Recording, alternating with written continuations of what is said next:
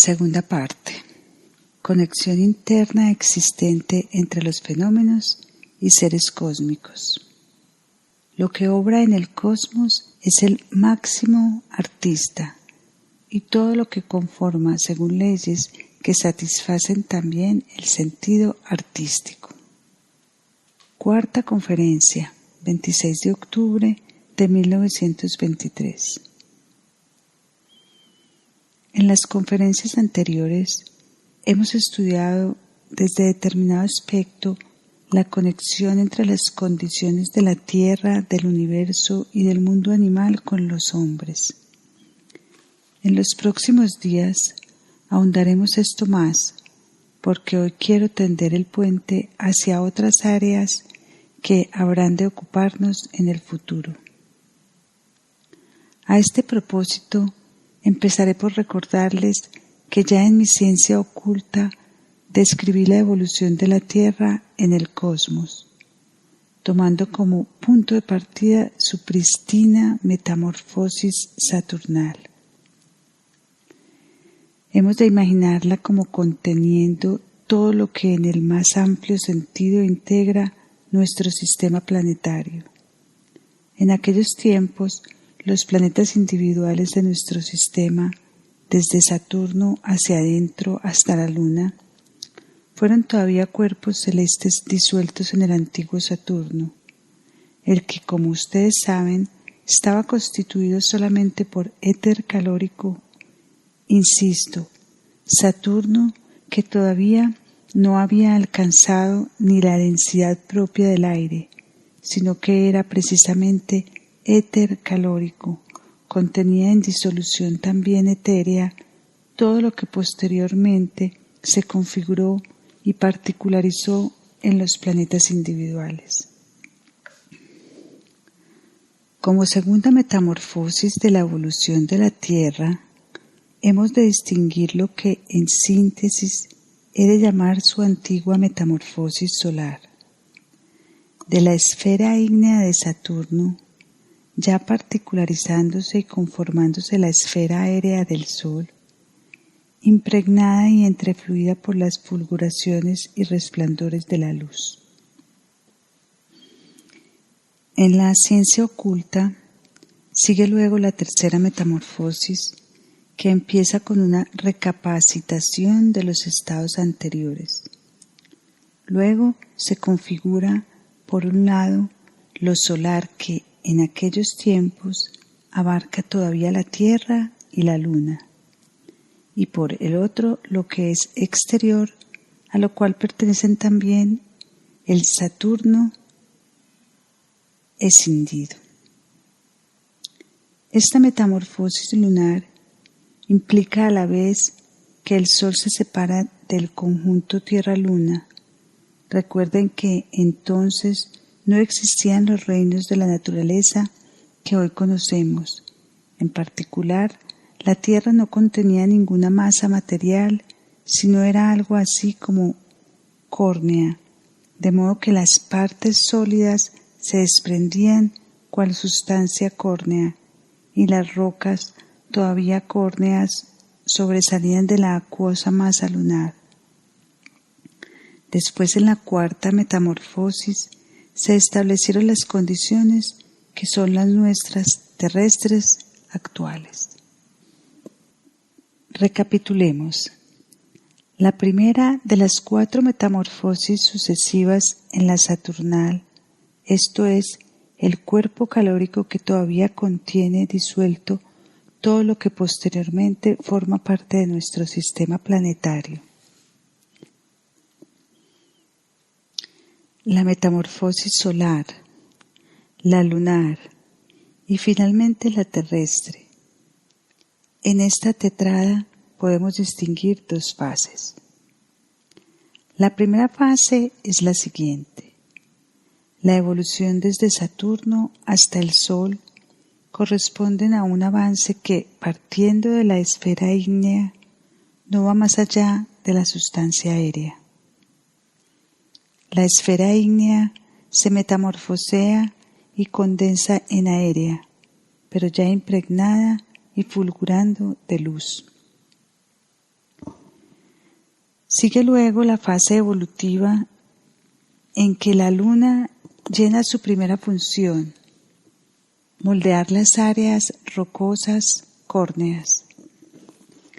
Ya saben que durante la metamorfosis terrestre, la luna se separa de la Tierra, convirtiéndose en satélite, y deja en ella las fuerzas propiamente terrestres. Las de la gravedad, por ejemplo, son un remanente físico del éxodo de la luna, pues la Tierra no podía desarrollar por sí sola la gravitación si no hubiera quedado residuos de la antigua asociación con la luna. La luna es aquella colonia cósmica de cuyos aspectos espirituales les hablé en días recientes. Posee una sustancialidad muy distinta a la terrestre, pero dejó en la Tierra aquello que en sentido más amplio podemos llamar magnetismo. Todas las fuerzas y efectos terrestres que se relacionan con el peso son remanentes de la luna. En síntesis, hemos de distinguir entre dos fases de metamorfosis, por una parte la esencialmente calórica y luminosa que todavía abarca ambas, por la otra la selenógena, acuosa, que se genera durante la metamorfosis lunar y persiste durante la terrestre. Lo sólido, no olvidemos, lo generan las fuerzas de la gravedad. Estas dos metamorfosis se distinguen radicalmente y hay que poner en claro que todo lo que era alguna vez vuelve a hallarse incluido en lo posterior. La antigua esfera ígnea de Saturno persistió como sustancia calórica a través de todas las metamorfosis posteriores. Y si hoy recorremos nuestra geosfera y todavía encontramos por doquiera calor, ese calor es remanente del antiguo ciclo saturnal. Por doquiera que observamos aire o cuerpos aeroformes, se trata de remanentes del antiguo ciclo solar. Si miramos el aire impregnado de sol, debiéramos ser capaces de saturarnos de emociones que nos vinculen con esa evolución o ciclo y decirnos: este aire atravesado por el esplendor del sol contiene los residuos del antiguo ciclo solar, pues sin esa antigua evolución no existiría el parentesco de nuestro aire con los rayos solares que ahora inciden sobre él desde fuera.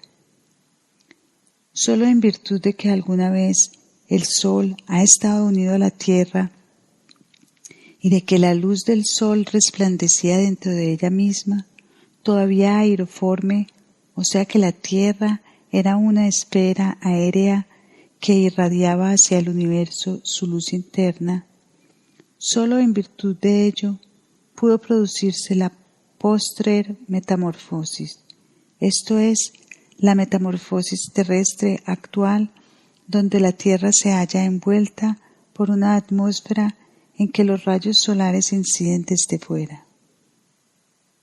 Pero estos rayos solares tienen parentesco interno con la gaseosa atmósfera terrestre. No la atraviesan cual rayos o pequeños proyectiles, como burdamente afirman los físicos modernos, sino que tienen profunda afinidad con ella. Y esta atmósfera, ya lo dijimos, es postrer efecto de la otrora asociación durante la metamorfosis solar. Así es como todo se halla emparentado, gracias a que los estados anteriores influyen una y otra vez y de múltiple manera en los posteriores. No obstante, durante el tiempo que corresponde a la evolución terrestre, tal como a grandes rasgos lo describo en la ciencia oculta y como acabo de bosquejarlo someramente, y a la par de ella se ha desarrollado todo lo que hoy se halla sobre la Tierra, a su alrededor e incluso en su interior. Ahora bien, si miramos la Tierra actual, encontramos dentro de ella los poderes que dan origen a lo sólido, firmemente ansiados en el magnetismo telúrico, llamémoslo la luna interior, causa de que exista lo sólido y de lo que tiene peso, ya que las fuerzas de gravedad son las que convierten lo líquido en sólido. Luego tenemos como esfera típica de la Tierra lo acuoso, la hidrosfera en sus múltiples modalidades, ya sea como agua subterránea, como masas vaporosas ascendentes o como precipitaciones pluviales. Más hacia la periferia encontramos lo aeriforme y todo ello saturado de lo ígneo, restos del antiguo Saturno. De modo que también en la Tierra actual podemos señalar ahí arriba algo que es Sol, Saturno o Saturno-Sol. Todo lo que está ahí en el caliente aire saturado de esplendor luminoso en Saturno-Sol, al levantar la mirada, ella capta el aire impregnado de efectos saturnos y solares que al correr del tiempo se constituyeron en atmósferas propiamente, la cual no es sino postre efecto de la metamorfosis solar. He ahí lo que se nos ofrece al mirar arriba. En cambio, si dirigimos la mirada hacia abajo, encontramos más bien los resultados de las dos últimas metamorfosis. Ahí está lo pesado, lo sólido, mejor dicho, lo pesante o solidificante. Ahí está lo líquido, todo lo cual corresponde al conjunto luna-tierra. Podemos distinguir estrictamente estos dos aspectos de la evolución de la Tierra. Si revisan ustedes la ciencia oculta, a este propósito notarán que simplemente por mi estilo se ha hecho una profunda incisión en el pasaje donde la metamorfosis solar pasa a la lunar. Similarmente, hasta nuestros días subsiste el marcado contraste entre lo saturnal de arriba y lo telúrico lunar acuoso de abajo. Podemos distinguir bien entre lo saturnal solar aeriforme arriba y lo lunar terreno acuoso abajo. Considerando que al par de la evolución terrestre se ha desarrollado a sí mismo todo lo que a la Tierra pertenece, no es de extrañar el que la mirada del versado en la ciencia iniciática se fije primero en la multiplicidad del mundo de los insectos. Parecería que ya el simple sentimiento debiera establecer cierta conexión entre el aleteo y trémulo del mundo de los insectos y lo de arriba, esto es, lo saturnal, solar, aeriforme. Y efectivamente es así. Miremos la mariposa. Revolotea en el aire, invadido e iluminado por la luz, con sus colores coruscantes.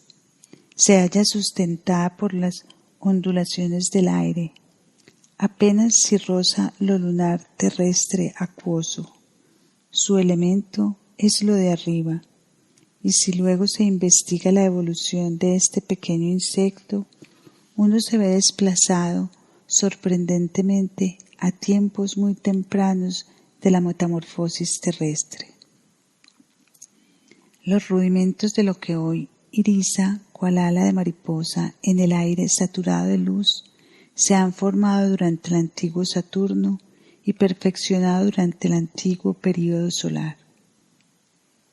Fue entonces cuando se generó aquello que aún en nuestros días le permite a la mariposa ser una criatura de luz y aire.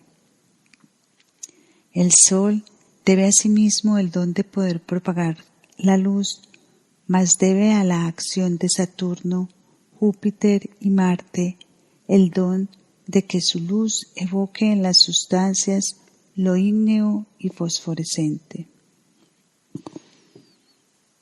y en rigor no puede comprender la naturaleza de la mariposa quien la busca en la tierra. Sus fuerzas efectivas están situadas ahí arriba con el Sol, Marte, Júpiter, Saturno. Y si nos adentramos en esa maravillosa evolución de la mariposa, ya en otra ocasión la describí como objetivación cósmica de la memoria humana. Encontramos lo siguiente. La mariposa empieza revoloteando en las alturas por encima de la tierra luminiscente y aerostática y deposita su óvulo. El burdo materialista así lo afirma, porque bajo la influencia de la presente anticiencia deja de estudiarse lo más importante. La pregunta sería, pues, al poner la mariposa su óvulo, ¿a quién lo confía? Investiguen ustedes ahí donde se exponen óvulos de mariposa y encontrarán invariablemente que esos óvulos no pueden sustraerse a la influencia del Sol. En efecto, la influencia solar no existe tan solo cuando el Sol incide directamente sobre la Tierra. Ya en varias ocasiones llamé la atención sobre el hecho de que los campesinos entierran sus papas en invierno, porque el calor y la energía lumínica solar del verano hállanse en el interior de la tierra durante el invierno. En la superficie, las papas se helarían de frío. En cambio, enterradas, bien cubiertas de tierra, conservarán su buena calidad porque en invierno el efecto del sol se halla dentro de la tierra. Insisto, durante el invierno hemos de buscar bajo la tierra el efecto del sol veraniego. Necesitamos llegar a cierta profundidad bajo la tierra en diciembre para encontrar el efecto del calor solar del mes de julio. Y es que el calor y la luz penetran cada vez más hondo en la tierra.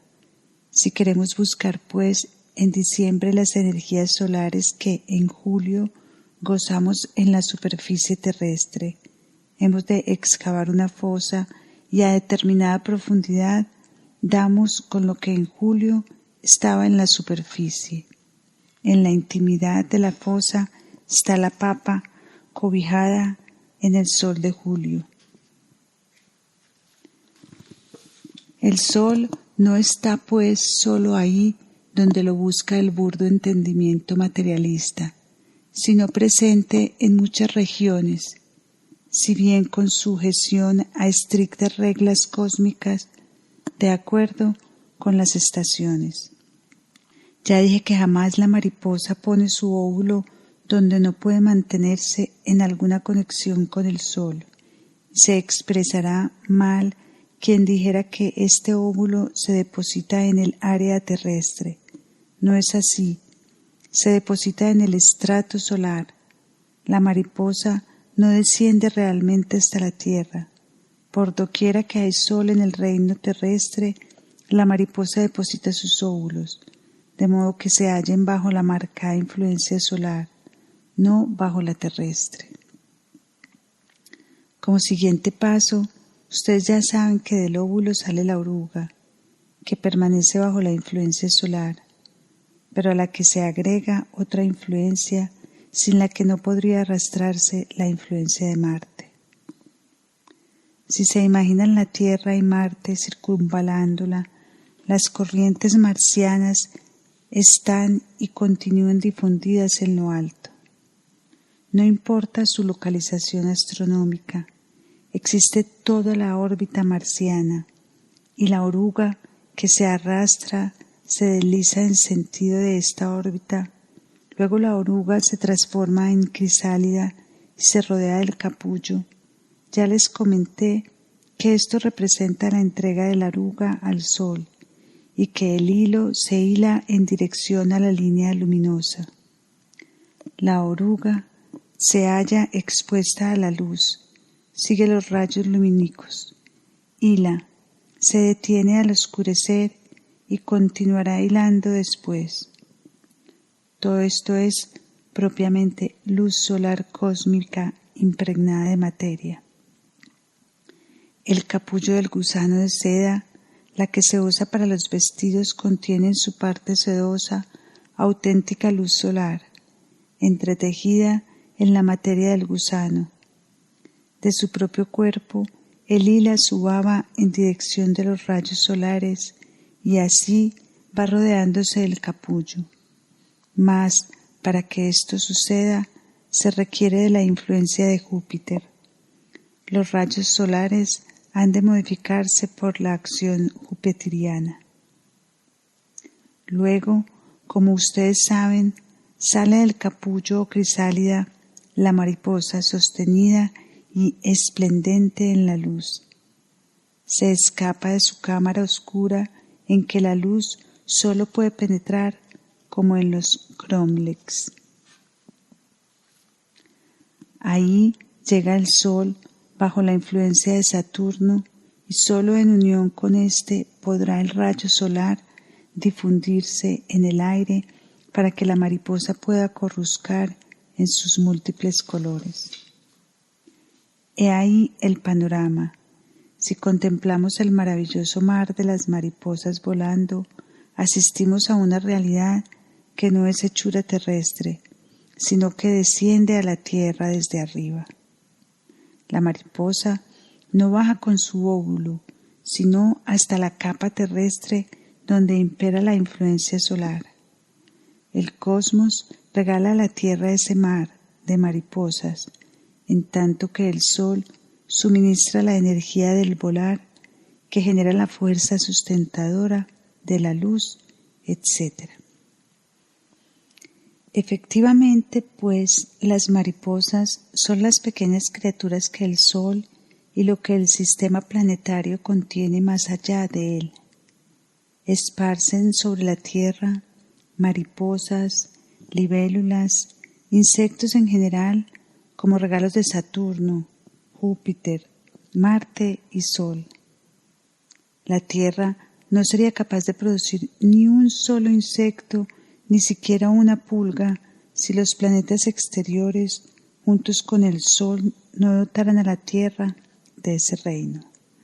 El que Saturno, Júpiter, etc., puedan ser tan muníficos y dejen que todo ese mundo insectil se derrame revoloteando sobre nosotros, se debe a las dos primeras metamorfosis de nuestro planeta.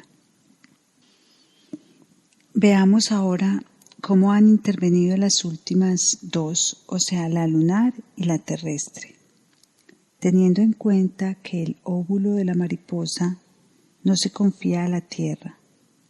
Hemos de señalar que en los comienzos de la metamorfosis lunar, la tercera, las mariposas no eran iguales a como son hoy.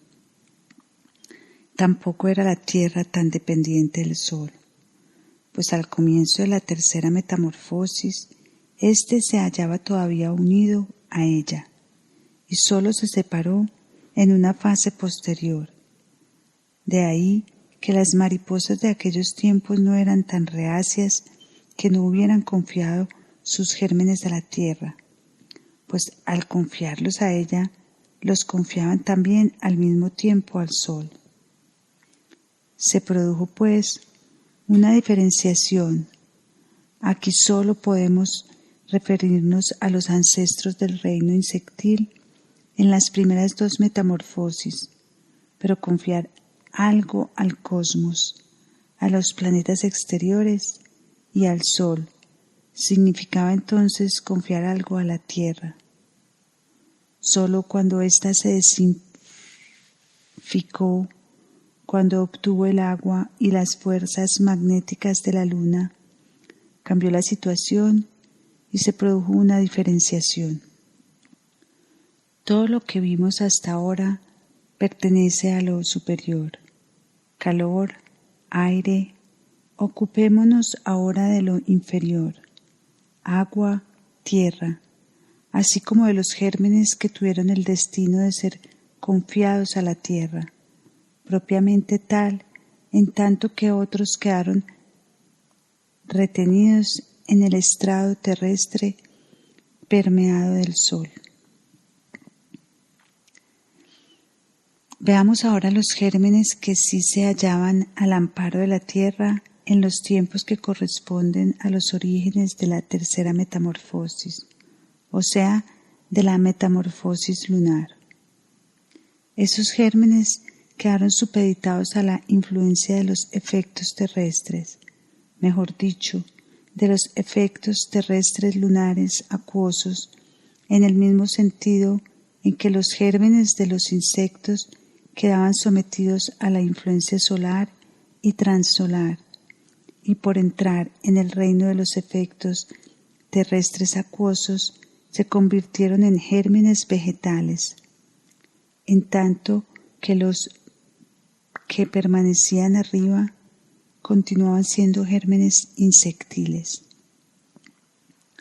Al principio, a esa tercera metamorfosis se formaron los gérmenes vegetales como resultado de la transformación de lo solar en lo lunar terrestre. Podemos, pues, seguir toda esta evolución bajo la influencia del cosmos extraterrestre, desde el germen, pasando por la oruga y la crisálida hasta la mariposa. Y al terrenalizarse el germen, es decir, al ser confiado a la tierra, no al sol, se desarrolla no la mariposa, sino la raíz vegetal, como primer vástago del germen. Y en vez de que la oruga se arrastre dentro de las puertas que parten de Marte, nace la hoja que asciende en línea helicoidal. Hoja que es oruga sucumbida a la influencia terrestre. ¿Qué es la oruga que se desliza? La contraparte superior de lo de abajo, de la hoja vegetal que se ha generado por metamorfosis de la raíz, que a su vez tiene su origen en la semilla desplazada de la órbita solar a la terrestre.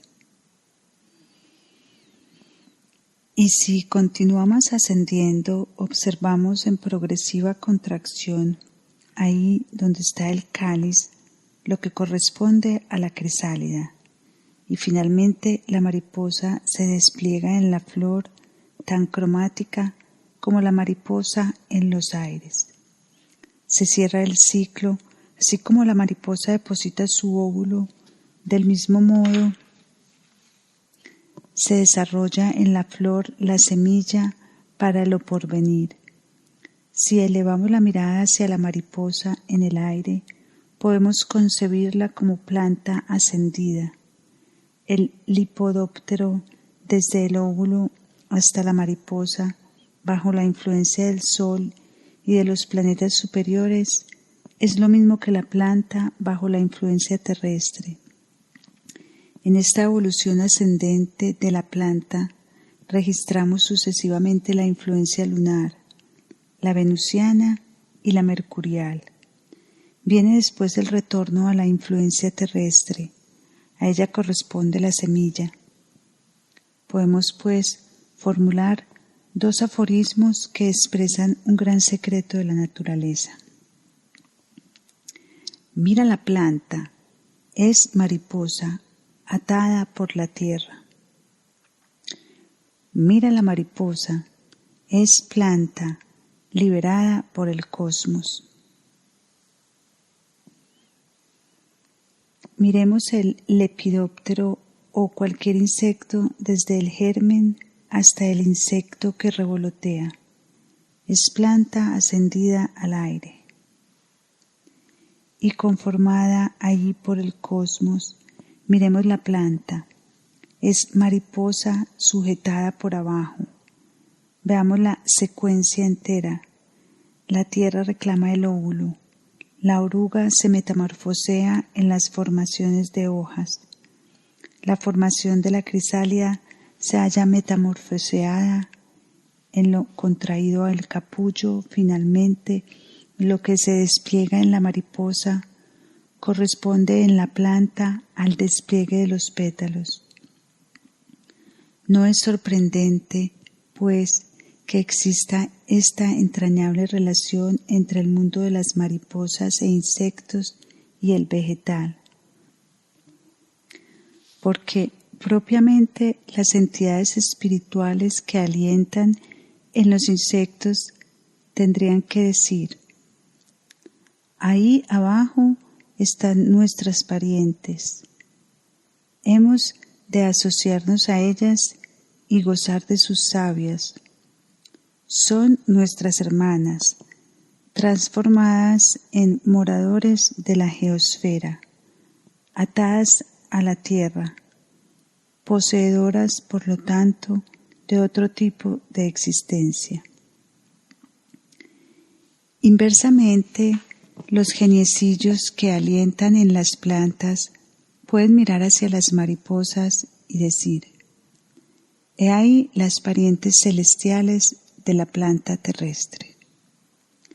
En verdad, la comprensión del mundo no puede nacer por medio de abstracciones. Son insuficientes. En efecto, lo que obra en el cosmos es el máximo artista y todo lo conforma según leyes que satisfacen también el sentido artístico. Y nadie puede comprender la mariposa hundida en la tierra, sino metamorfoseando con sentido artístico los pensamientos abstractos. Nadie puede comprender el contenido de la flor, elevada mariposa, por los poderes cósmicos, si no pone en movimiento artístico sus pensamientos abstractos. Siempre es una experiencia muy enaltecedora enfocar este profundo parentesco interno de las cosas y seres naturales. Es algo muy peculiar ver el insecto posado en la planta y percibir al mismo tiempo cómo lo astral alienta en la flor. Ahí la planta tiende a sobrepasar lo terrestre. La añoranza de la planta hacia el cielo alienta en los pétalos que irizan con todos los colores. La propia planta no puede satisfacer esa añoranza suya, y así del cosmos sale a su encuentro radiante la mariposa. Contemplándola, la planta ve en ella la satisfacción de sus propios anhelos. He ahí la maravillosa conexión dentro del ámbito terrestre. Las añoranzas del mundo vegetal se apagan a la vista de los insectos y particularmente de las mariposas. Lo que el color del pétalo añora, irradiándose hacia el espacio cósmico, se le convierte en satisfacción de su ansia de conocer. Al acercársele la mariposa con su irisación, color que irradia añoranza, que irradia satisfacción, que desde el cielo irradia hacia abajo, he ahí el comercio del mundo de las flores con el de las mariposas. Y nosotros hemos de hacernos aptos para percibirlo en la esfera que nos rodea. Tendido así el puente al mundo vegetal, me hallaré en condiciones de ampliar próximamente las reflexiones que hasta ahora han abarcado desde el hombre hasta los animales. Ya podemos incluir el mundo vegetal dentro de nuestras reflexiones y así avanzar paulatinamente a la relación del hombre con la tierra en su integridad.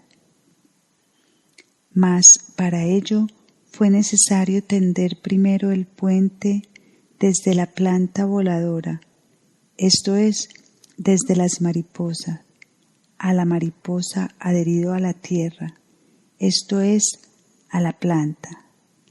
La planta terrestre es mariposa sujeta, la mariposa es planta que ha tendido el vuelo.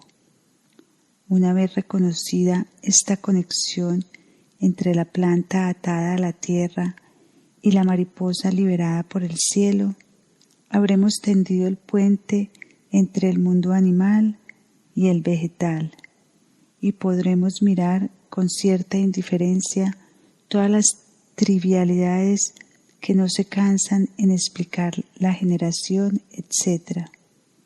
Conceptos prosaicos que nos llegan hasta las regiones cósmicas que es necesario alcanzar. A estas se llega solamente si se puede transformar los conceptos prosaicos en artísticos, y si luego se llega a la imagen de cómo del uranógeno óvulo de la mariposa, que no es confiado sino al sol, nace más tarde la planta, gracias a que dicho óvulo, antaño tan solo heliotrópico, se metamorfosea en geotrópico.